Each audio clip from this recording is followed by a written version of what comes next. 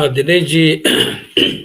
सबसे पहले तो राहुल जी की जो यात्रा है, उसके मकसद को लेकर बात हो जाए। जिस मकसद के साथ वो कन्याकुमारी से निकल पड़े, और अभी मेरे ख्याल से उनका कुछ 600-700 किलोमीटर का एक चलना बाकी है। तो अभी तक वो लगभग 2000 से ऊपर, 3000 से ऊपर मेरे ख्याल से तीन किलोमीटर हजार चल चुके हैं। 2000 3000 2800 किलोमीटर 2800 किलोमीटर चल चुके हैं। तो सबसे पहले तो अपने आप में ये एक बहुत ही बड़ी अचीवमेंट है। इतने मतलब हाईएस्ट लेवल के पॉलिटिकल लीडर का इतनी इतनी दूर तक पैदल चलना, और जिस तरह से जनसागर उनके साथ जुड़ा है रास्ते में। लोग मोबिलाइजेशन पार्टी की तरफ से तो हुआ ही है, इसमें कोई शक नहीं।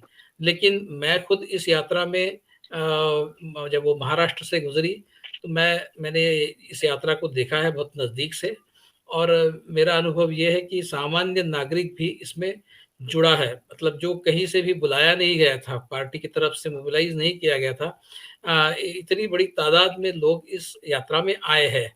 पर्टिकुलरली शेगांव में जो उनकी सभा हुई, वो एक ऐतिहासिक सभा हुई। मतलब शेगांव ये कोई ये बुल्डाना डिस्ट्रिक्ट में पड़ता है, विदर्भ के। तो ये कोई ये एक पुराने संत गजानन महाराज जो भी नहीं है इस दुनिया में, उनकी एक पुण्य भूमि है, जहाँ पर लोग जनरली रिलीजियस यात्रा के लिए आते हैं। यहाँ ये कोई पॉलिटिकल यात्रा के लिए जाने जाने वाला गांव नहीं है। किसी पॉलिटिकल एक्टिविटी के लिए कभी भी इस गांव का नाम सामने नहीं आया है, लेकिन पहली बार इतिहास में यहाँ पर जो भीड़ जमा हुई, जो मैंने खुद देखी है। मैं खुद अंदर जा नहीं पाया, इतनी भीड़ थी, तो हम लोग बाहर से ही उनके प्रोग्राम को देखते रहे मोबाइल पर। तो ये सारे लोग जो है, उसमें से ज़्यादातर लोग खुद होकर आए थे। तो ये एक दृष्टि से ये एक बहुत बड़ा सक्सेस है कि लोग इस यात्रा को देखना चाहते थे।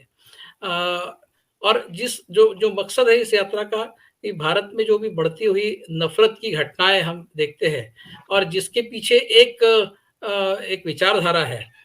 जिस विचारधारा को कहीं न कहीं से जिस विचारधारा से आज की जो दिल्ली की सरकार है वो जुड़ी हुई है।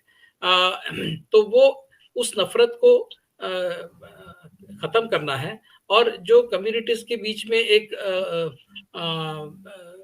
क्या कहते हैं उसको, दूरी बनाने की कोशिश की जा रही है, तोड़ो, फोड़ो और राज करो वाला जो वाली जो नीति है, उस नीति का मुकाबला करना है। उसको जो आइडिया ऑफ इंडिया, जिसकी हमने हमारे राज्य घटना बनाने वालों ने एक परिकल्पना की थी, उस आइडिया ऑफ इंडिया को फिर से रिस्टोर करना है। इस मकसद को लेकर ये यात्रा चली है। तो अब ये जो पर्टिकुलर मकसद है, इसमें वो कितना सफल हुए हैं, इसके लिए हमको इंतज़ार करना पड़ेगा, क्योंकि ये अभी शुरुआत है। मतलब किसी भी तरह के नाटकीय रिज़ल्ट की अपेक्षा करना गलत है। ये नहीं हो कि 2 महीने में पूरा जितनी भी नफ़रत फैली है वो ख़त्म हो जाए 2 महीने में, ऐसा नहीं हो सकता। तो ये जैसे कांग्रेस पार्टी कहती है, जैसे खुद राहुल गांधी कहते हैं, उनके जो कम्युनिकेशंस इंचार्ज है जयराम रमेश, कहते हैं कि ये शुरुआत है और ये लंबी लड़ाई है। तो ये उनके ऊपर अन्याय होगा अगर हम अभी से उनकी इस यात्रा का जो भी सामाजिक मकसद है, वो पूरा होता हुआ देखें। लेकिन इसके साथ-साथ हमको ये भी देखना पड़ेगा कि इसका पॉलिटिकल कोई गोल होना चाहिए कि नहीं होना चाहिए। तो मैं इस मत का हूँ, ये मेरा वैयक्तिक मत है। मैं इस मत का हूँ कि ये पॉलिटिक्स को इससे अलग करके, और खास करके इलेक्टोरल पॉलिटिक्स को इससे अलग करके देखना, ये एक बहुत ही इमरजेंसी सिचुएशन जिस तरह की देश में बनती जा रही है, 2024 में हम ये देख रहे हैं कि फिर से बीजेपी और मोदी जी की सरकार पुनः सत्ता में आने की पूरी पॉसिबिलिटी हमको दिख रही है। ऐसी स्थिति में मैं इसको इमरजेंसी की स्थिति इसलिए कहता हूँ कि जिस तरह का वातावरण पिछले 10 साल में इस देश में बना है, जो लोग आइडिया ऑफ इंडिया में बिलीव करते हैं, एक सेक्युलर और एक ब्रॉड माइंडेड, इस तरह का एक पॉलिटिकल सिस्टम और एक सामाजिक स्थिति इस देश में बनी रहनी चाहिए। इस आइडिया ऑफ इंडिया में जो विश्वास करते हैं, उनको वो नहीं चाहेंगे कि इस तरह की सरकार फिर से इस देश में आए। लेकिन आज स्थिति ये है कि फिर से 2024 में वही सरकार रिपीट होने की पॉसिबिलिटी है। तो ऐसी स्थिति में एक रिस्पॉन्सिबल पॉलिटिकल पार्टी के नाते कांग्रेस का ये कर्तव्य है कि वो इस सरकार को पॉलिटिकली जवाब दे, और इलेक्टोरली जवाब दे, और उसके लिए अपने आप को तैयार करे। और उस दृष्टि से इस यात्रा का कहीं न कहीं एक रिकैलिब्रेशन होना बहुत ज़रूरी है, क्योंकि हमने देखा जहाँ-जहाँ से यात्रा गुज़री है, वहाँ-वहाँ जो भी इलेक्शंस हुए और कई जगह कांग्रेस के डिपॉज़िट जब्त हो गए। और गुजरात में क्या हुआ हमने देखा है।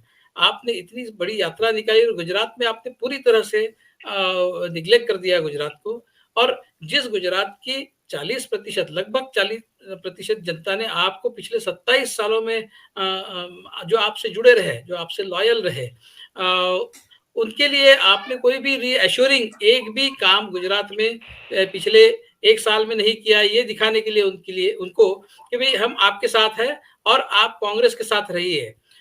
जैसे ही उनको एक दूसरा अल्टरनेटिव मिला, जब राहुल गांधी की यात्रा के फोटोज़, वीडियोज़, इसकी चर्चा पूरी मीडिया में चल रही थी। ऐसी स्थिति में गुजरात में 13% वोट कांग्रेस का काट कर आम आदमी पार्टी ने अपनी वहाँ पर एक पैठ बनाई है।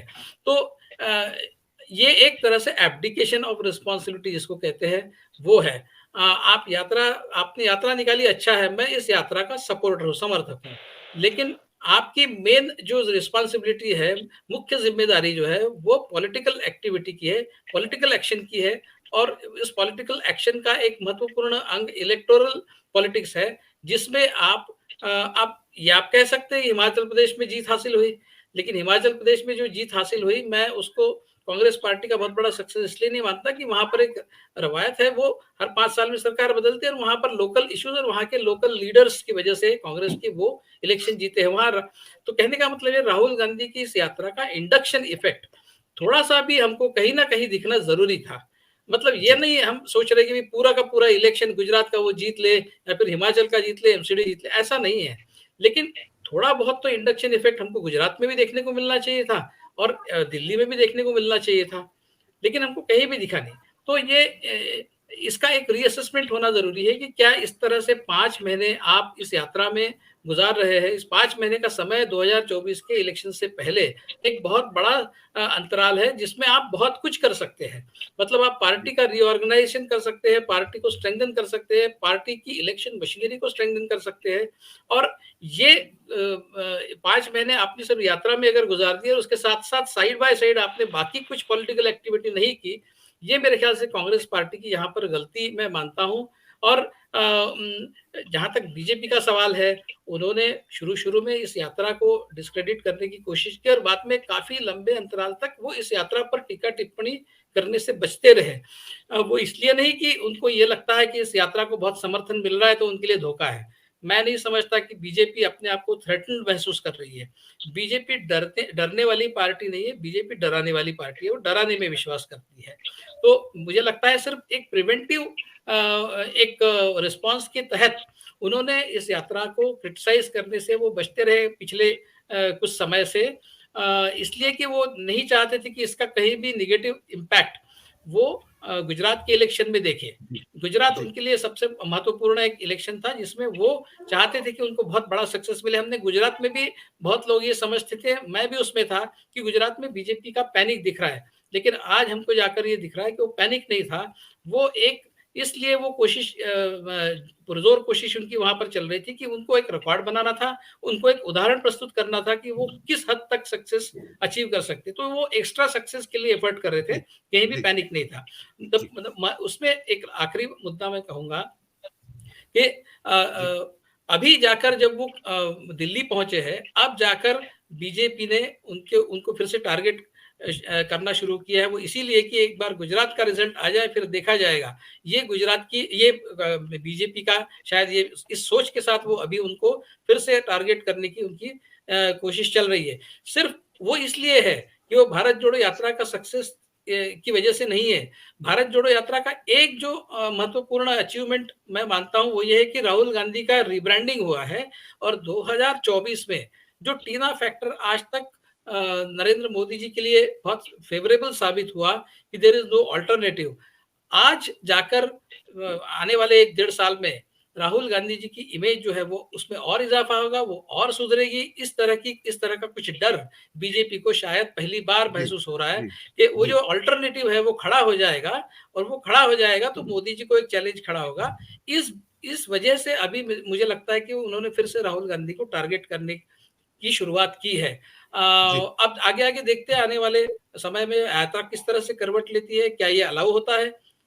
फिर से आगे जा सकते हैं या फिर कोविड के रिस्ट्रिक्शंस ला दी जाते जी, हैं। जी, मुझे जी। लगता है कि यात्रा तो पूरी हो जाएगी, लेकिन आगे जो कांग्रेस का जो हाथ से जोड़ो हाथ, ऐसा कुछ अभियान वो करने जा रहे हैं, मुझे लगता है गवर्नमेंट उसको दूसरे टारगेट सेक्टर कर में रही है, बात वो नहीं करेंगे। होने